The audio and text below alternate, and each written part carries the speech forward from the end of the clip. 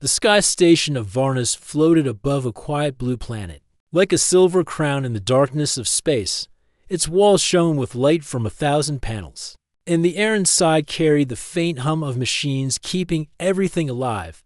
The station was known for its Grand Council Hall, a place where leaders from different worlds met to speak of matters that touched the galaxy. On this day, the hall was full. 12 alien delegations had arrived from far and wide. Some came in tall, gleaming ships, others in wide vessels shaped like seashells. The docking bays were busy with attendants guiding crafts into place, while long walkways filled with the sound of footsteps and the soft tone of translation devices. The reason for the meeting was whispered in corridors and side rooms. It was called the human question.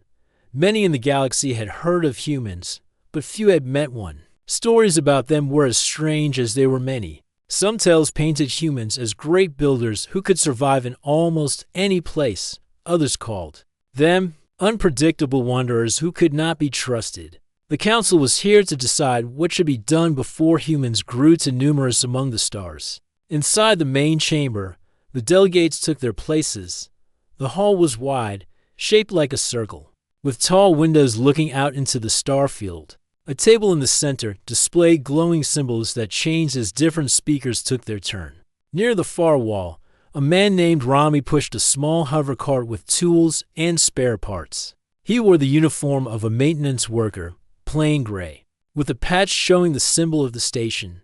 His steps were quiet, his head lowered as if he wanted no attention. To anyone watching, he was simply there to fix things that others broke out in truth. Rami was more than he seemed.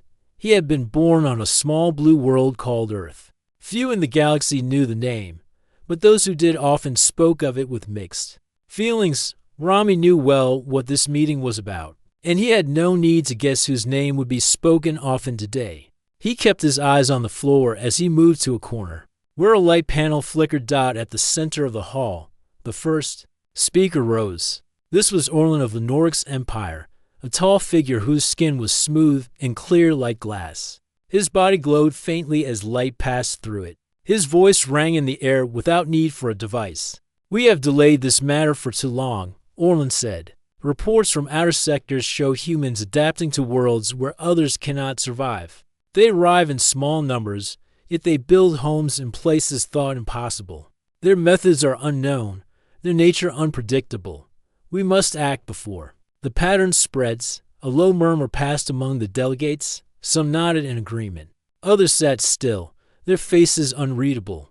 A second speaker rose. This was Mavra from the Waterworld Lisser, her skin shimmering with drops of moisture. She spoke in a softer tone, though the meaning was clear. "Perhaps we judged too quickly. We have not invited humans to speak here. We know them only through reports, and such reports can be wrong." Orlin's glow dimmed slightly as he replied. "When every report tells of the same strange skill, it is not chance. They change to fit the world, rather than the world changing to fit them. Such a nature is dangerous." While they spoke, Rami worked on the panel, his hands steady. He could hear every word, each sentence like a stone dropped into a quiet pond. He did not show any sign of reaction, though inside his mind he was thinking of the many times humans had worked together to survive. He knew it was not danger they brought, but resourcefulness. Yet here, his voice would mean little. One by one, other delegates added their views. A being from the desert moon Vatra told of a human miner who had found water in dry ground, where machines had failed. A counselor from the trade world Kelros spoke of a human trader who crossed dangerous space routes to bring medicine to a distant colony. Each story was true, yet the meaning was twisted in the telling. Instead of admiring skill, the council seemed to fear. The air in the hall grew tense. The central display showed the symbols of each world, glowing softly as the speaking order moved on. Soon the topic turned toward decisions. Rami moved his cart to another corner, checking the cables that fed light into the great windows. From there he could see the stars beyond the glass. Silent witnesses to this debate, his face was calm, but he listened to the words like a person listens to the weather before a storm. A delegate from the planet Festron stood next. His robe was deep red, and his voice carried a careful weight. "We have seen humans endure storms on gas giant moons, breathing air their bodies were never meant to breathe. We have seen them climb cliffs in high gravity without aid. If they can do this now, what will they do in 100 years?" The question hung in the air. A few heads nodded. One or two looked uneasy. The chair of the council, a broad figure with skin like silver stone, finally spoke. "The vote will not be today. We will first allow all voices to be heard. Then, we will decide what path to take." The sound of chairs moving echoed as the session paused for a short break. Delegates stepped aside to speak quietly in their own tongues. Servants moved between them with trays of food and drinks suited to many diets. Rami used the moment to check the cables near the floor. No one paid him much attention, yet he could feel the weight of the subject pressing around him. He wondered how the council would act if they knew a human stood among them even now. When the break ended, the next speaker called for the gathering to prepare for the next session. Rami pushed his cart out of the chamber, heading for the corridor that curved round the hall. In the reflection of the polished walls, his own eyes looked back at him. He thought of home, of blue skies and winds carrying the scent of rain, and he hoped that those in this hall might one day see such things without fear. The lights above brightened as the chamber filled again. Soon the debate would grow louder, and the question of what to do about humans would move closer to its answer. Rami would be there still, quiet in the background, listening to every word. The great chamber of the council filled once more with quiet voices, the sound like a river flowing over stones. The long table in the center glowed with shifting colors, each shade linked to a different speaker. High above, thin beams of light from the station's ceiling gave the hall a soft, almost dreamlike brightness. The stars beyond the tall windows seemed close enough to touch. The chair of the council struck the small crystal at the table's edge, and the soft ringing brought silence to the room. Delegates straightened in their seats, waiting for the next round of discussion. Rami returned through the side door, pushing his small hover cart. He carried a new set of tools and a panel cover for one of the ceiling lights. He kept to the edge of the chamber where the floor curved slightly upward, making him almost invisible to anyone focused on the center. Yet his ears caught every word. The first to speak after the break was Jurna, from the cold planet Dreves. Her people had pale, almost translucent skin, and eyes as dark as deep water. She leaned forward, speaking in a measured tone, every record. "We have shows the same truth. Humans adjust to almost anything. They learn quickly. They work together when there's need, yet they also act alone with surprising success. This is not normal among our worlds. It is cause for caution." A tall being from the mist world, Veron lifted one of his forearms slightly, asking for the right to respond. His voice was low and steady. "If they are able to survive where we cannot, perhaps we should learn from them. Their skills do not mean they are a threat. They may simply be different." A ripple of mixed reaction moved through the chamber. Some nodded at his words, others frowned. Orlin of the Orcs Empire rose again, his glass-like form reflecting the light above. "It is easy to speak of learning when the subject is far from us, yet their presence grows. There are colonies now where human numbers increase each year. They take roles in trade, travel, and even in research stations. They enter without fear of danger. This is not a slow spread, it is swift, and we must decide now whether to guide it or to end it." Rami replaced the panel cover in the ceiling, his hand steady as ever. The soft click of metal meeting metal was lost under the voices of the council. He thought about Orlin's words and knew there was truth in the fact that humans moved quickly. But to Rami, that speed was not a sign of greed or danger. It was the way of his people to try, to explore, and to build wherever they found space. The delegate from Festrin, the one in the deep red robe, spoke again. "You speak of guiding them. But how does one guide a people who seem to guide themselves? They adapt without our tools. They solve problems in ways we do not understand, and sometimes they do not ask permission before acting. This is what troubles me." Mavra of Lissa rested her damp hands on the table. "What troubles me is how little we have spoken to them directly. The stories we share today are not told by humans themselves. They are told by others who watch from a distance. If we are to decide their place in the galaxy, should we not at least speak to one face to face? A short silence followed her words. It was the kind of silence that showed some in the room were thinking, while others simply wished to move past. The point dot from his corner, Rami's eyes shifted slightly toward Mavra. Her words struck him like a quiet bell. She was right. No one here had spoken to a human during this meeting. He thought about how easy it would be to speak up now, but he also knew the risk. If he revealed himself too soon, the council might see it as trickery. Not honesty. The chair of the council looked around the room. We will continue to hear all voices before moving toward any proposal. The matter is too important for haste. Another delegate rose. This one from the distant moon world Selrine, a place known for its vast underground cities. I believe the humans' way of adapting comes from a weakness, not a strength. Their bodies are fragile compared to ours.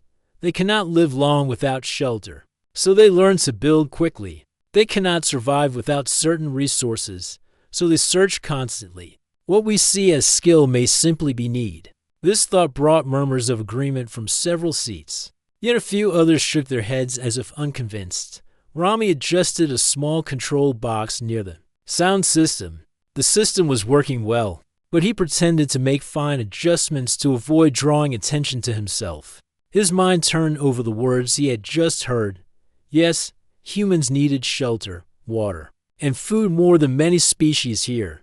But in his view, that need was not weakness.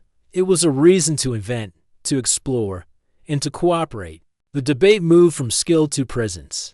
Delegates spoke about trade routes where humans were becoming trusted pilots. Others spoke of science posts where humans had joined alien teams. Some praised their ideas. Others feared their influence. A voice from the far side of the table called. For order, let us remember, said a tall figure from the desert world Cora, that humans are not yet many among the stars. We risk making them more important by placing too much focus on them now. If we treat them as a grand danger, we may cause the very rise we fear. This thought cooled the room for a moment. The steady hum of the station filled the quiet space. Between speeches, the chair announced a short pause before the final round of this session. Delegates stood to stretch or speak in small groups. Rami used the moment to roll his cart toward the far wall. He checked the seals near a vent and noted a loose panel. As he tightened it, he glanced at the room. A few eyes moved toward him briefly, then away, to them. He was just part of the background. When the session began again, the chair invited closing remarks. Mavra of Lisser asked once more for the council to consider inviting humans to speak. Orlin pushed back, saying it would be too late by the time a formal invitation reached them. Others offered middle paths, suggesting limited trade or controlled settlement. Rami finished his work in the hall for the day. As the crystal rang to close the meeting, he guided his cart toward the exit. The words of the debate stayed with him. The council was divided, unsure whether to fear or welcome his people. Outside the chamber, the corridor curved toward the station's observation deck. Rami paused there for a moment, looking out at the stars. They seemed endless, yet each was a place that could be reached. Somewhere out there, humans lived and worked, unaware that in this hall far above a quiet blue planet, their future among the stars was being shaped. Rami took a slow breath and pushed his cart onward. He knew the debate would grow sharper in the days ahead, and he would still be here, listening. The next day, the council hall of Varna's station was brighter than usual. Long beams of light stretched across the floor, marking the spaces between the delegates. The chair of the council began the meeting with a steady voice, calling for all members to take their seats.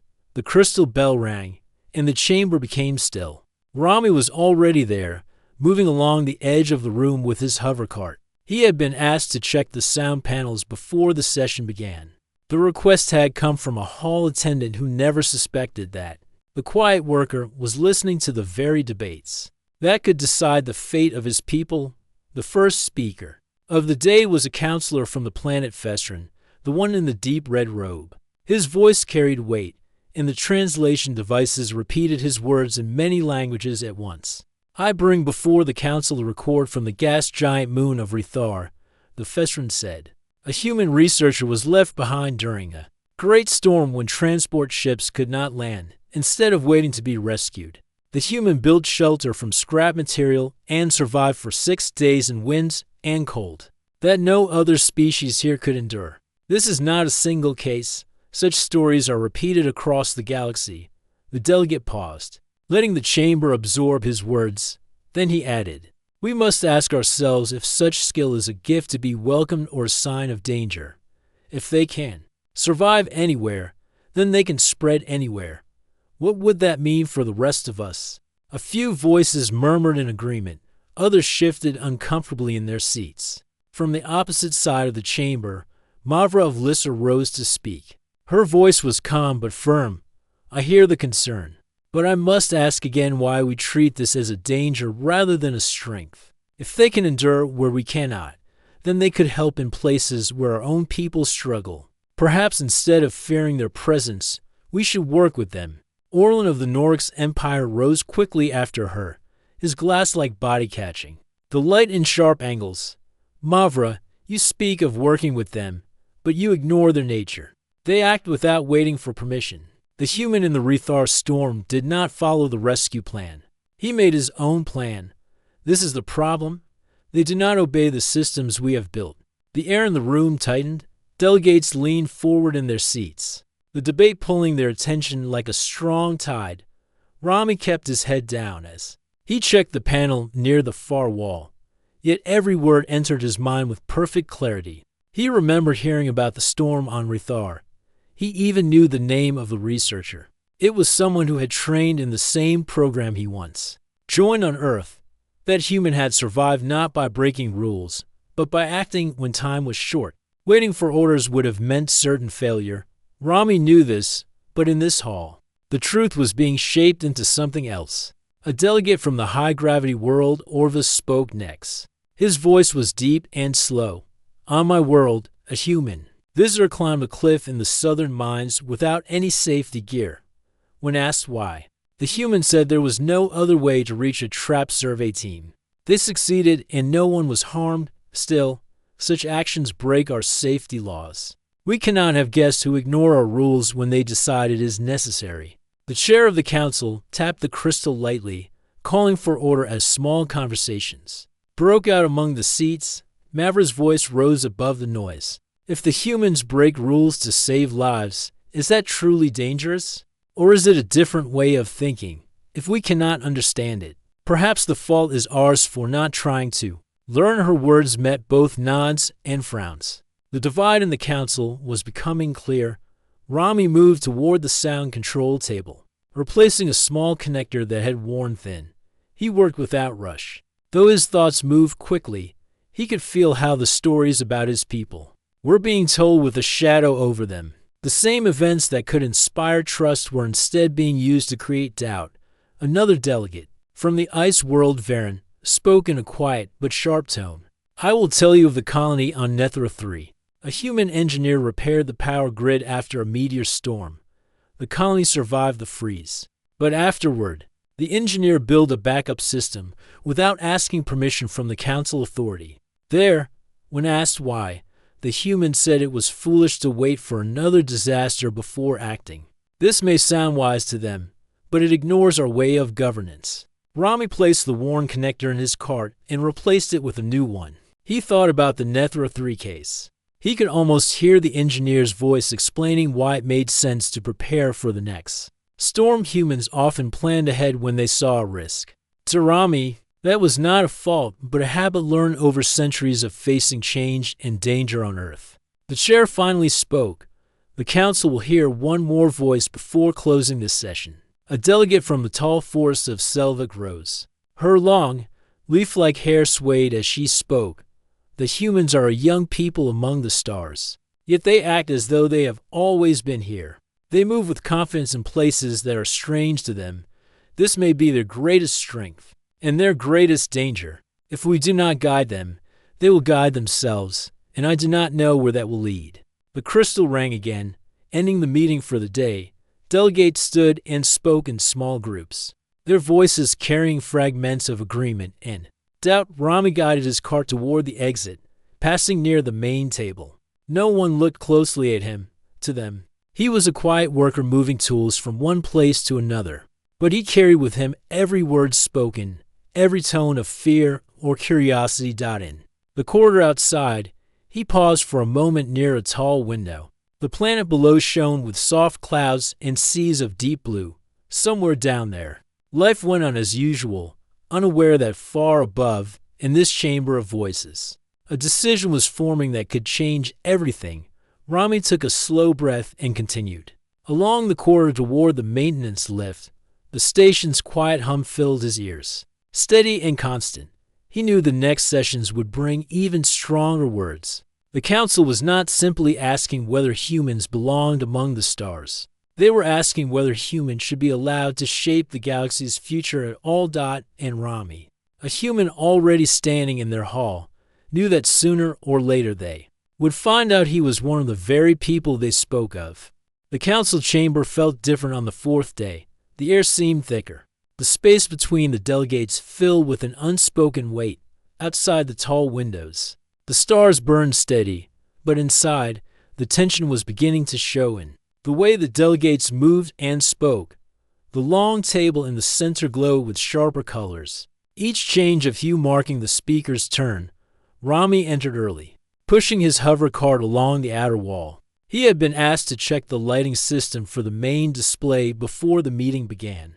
His uniform was the same plain gray, and his cart was stacked neatly with tools and spare panels. The others in the room saw only a worker doing his job. The chair of the council struck the crystal bell, and the meeting began. Today, the chair said in a steady voice, "We will discuss the proposals that have formed from the debates. When all voices have been heard, we will prepare for the final vote." A quiet stir moved through the chamber. Everyone knew that once the vote was set, there would be little time to change minds. Orlin of the Orcs Empire was the first to rise. His glass-like body caught the light, casting small rainbows on the table. "I propose," he began, "that humans be restricted from settling new worlds without approval from the council. Their movements must be watched, their growth guided. Without such control, they will expand beyond our reach." His words drew nods from several seats. The translation devices hummed as his voice was carried in many languages across the hall. Mavra of Lisser stood next. Her damp skin reflected the soft light above. "I propose we invite human representatives to speak here. We should not decide their fate without their presence. We cannot speak of fairness if we do not allow them to speak for themselves." Some delegates murmured in agreement. Though others shook their heads, a third voice entered the debate, belonging to the counselor from the ice world Varen. "I support restriction. We must understand them before we allow more freedom. They adapt quickly, and we cannot predict their choices." The discussion moved from one delegate to another. Some called for open cooperation, others for careful control. A few wanted complete separation, saying the galaxy should keep humans at a distance until more was known. From his corner, Rami adjusted the display panel's brightness. He listened closely to the words, noting the way each speaker used the same stories, but drew different meanings from them. He saw how a single event could be painted as a sign of trust or a sign of danger, depending on the teller's intent. The delegate from Selvik spoke with her leaf-like hair swaying gently. "Humans do not wait for approval to act, they decide.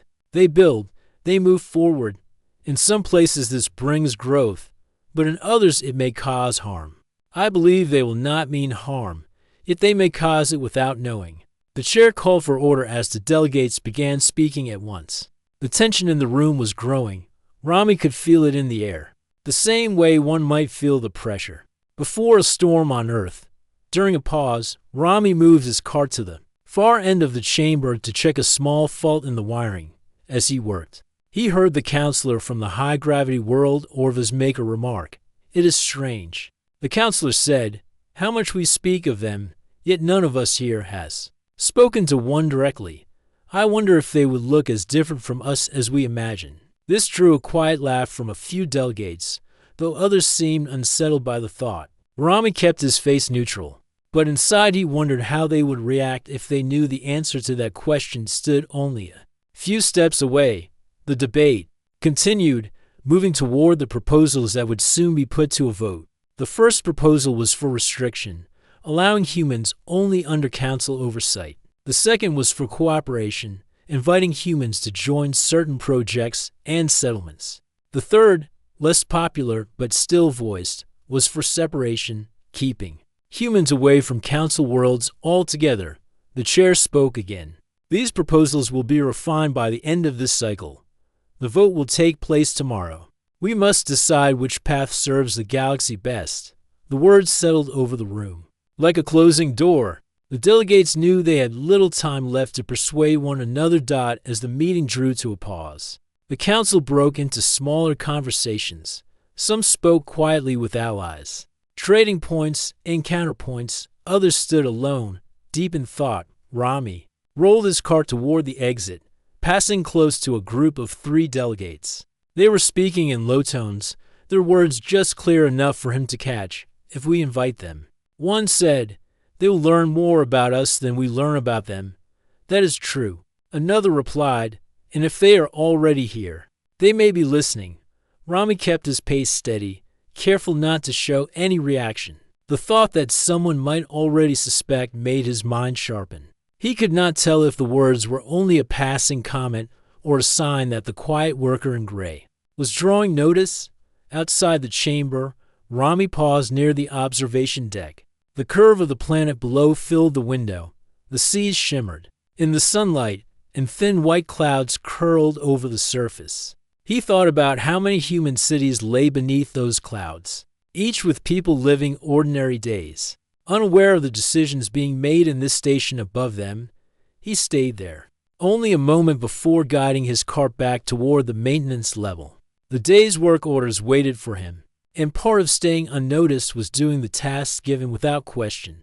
Yet his mind did not rest. Tomorrow, the council would vote. The result could shape the way every human lived among the stars, and Rami would still be here, close enough to see and hear it happen. He wondered if he could remain silent much longer, or if the moment was coming when he would have to step forward and let them see who he truly was. That night, the lights of Varna's station shone against the darkness of space, a beacon for ships arriving from distant worlds. Inside, the council members prepared for their final arguments, each certain they were choosing the right path. And somewhere deep in the station's quiet corridors, a human walked alone, thinking of the morning to come.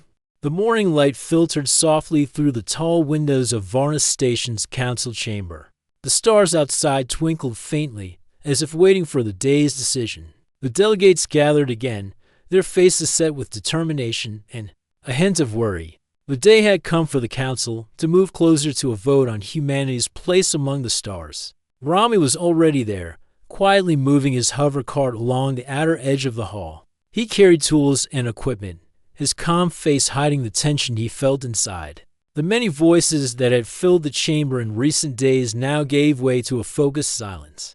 Every word spoken today could change the future. As he adjusted a panel near the sound system, a sudden sharp beep came from one of the devices. It was a warning signal, meaning a small but important error had appeared in the station's communications system. The room stirred slightly at the sound. Rami glanced up, moving quickly to check the source. As he worked, he heard a soft murmur from a nearby delegate. The voice was low but carried curiosity and surprise. Did you see that? Someone just fixed the communication line faster than anyone expected, said one of the counselors from the planet DREVS. Another delegate whispered back, yes, but who? I did not see any technician near that panel. Rami's heart beat faster.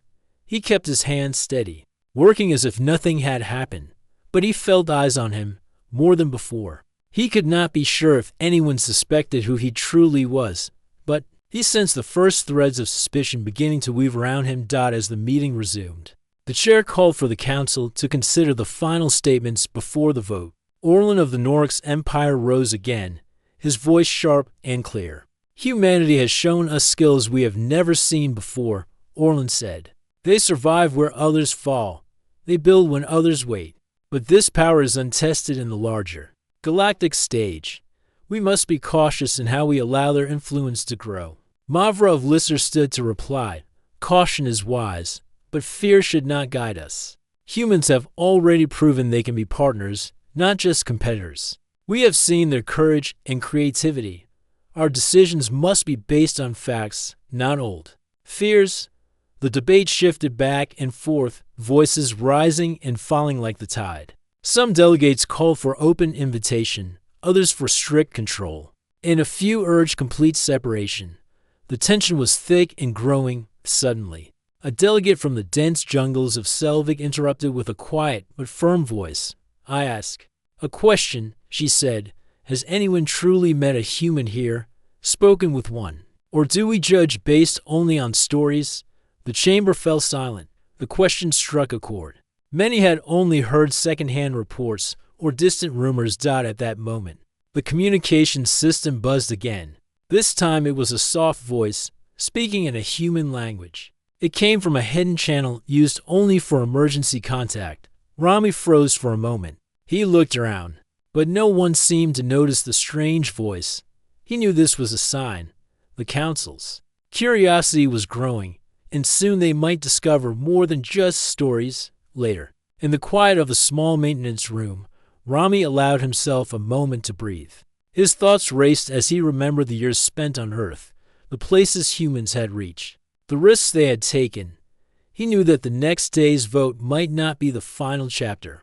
There would be challenges, questions, and maybe fear. But he also knew his people had something the galaxy needed, a spirit of hope and the courage to try. As he prepared to return to the council chamber, a soft beep came from a small device in his pocket. It was a message from Earth, simple words. Flashing on the screen, "We are watching. We are waiting." Rami smiled quietly. The future was uncertain, but he was ready. The great hall of the Varna station was filled with a charged silence. The final vote had just ended. Every delegate waited, watching the chair of the council as she prepared to announce the decision that would shape the galaxy's future. Rami stood quietly in the shadows near the maintenance access. His heart was steady, but his mind raced with thoughts of what was to come. For days he had watched the council debate, felt the fear and hope in their words, and now, the moment of truth had arrived. The chair's voice broke the silence. "The council has reached a decision. After careful consideration, it has been agreed that humans shall be invited to send official representatives to the council. Their settlement rights will be granted under monitored cooperation. This decision recognizes both their strengths and the need for careful guidance." A murmur swept through the hall. Some delegates nodded with relief. Others looked uneasy but accepted the decision. It was a new chapter for the galaxy. But the moment of relief was short. Suddenly, the chamber's security alert sounded, a sharp, repeating tone that filled the space. The doors at the far end of the hall slid open, and a group of council security officers entered swiftly. All eyes turned toward the source of the disturbance. One officer stepped forward, holding a small device that glowed with light. "Council members," the officer announced, "we have detected an authorized presence in the station's restricted areas. A human identity has been confirmed." Gasps echoed through the chamber. The chair raised her hand to calm the room. "Please, explain." The officer's voice was steady. "The human is Rami, currently working as maintenance technician. He has been present during all council meetings without disclosure." Rami stepped forward, his hands open and calm. "Yes, I am human. I have been here because I believe the council deserves to hear the truth from one of us. I am not here to hide." The council members exchanged surprised looks. Mavra of Lisser spoke first, her voice gentle but strong. "Rami, your presence here changes everything. We spoke of humans as if they were stories. Now we see one standing among us." Orlin of the Orcs Empire frowned. "This is a breach of trust. How can we be sure of your intentions?" Rami met Orlin's gaze without fear. "My intention is simple, to show that humans can be part of this galaxy's future. I am here to listen, to learn, and to work with all of you." The chair nodded slowly. "Your honesty is appreciated. We will allow you to speak before the council votes on final policies about human participation." Rami stepped into the center of the chamber.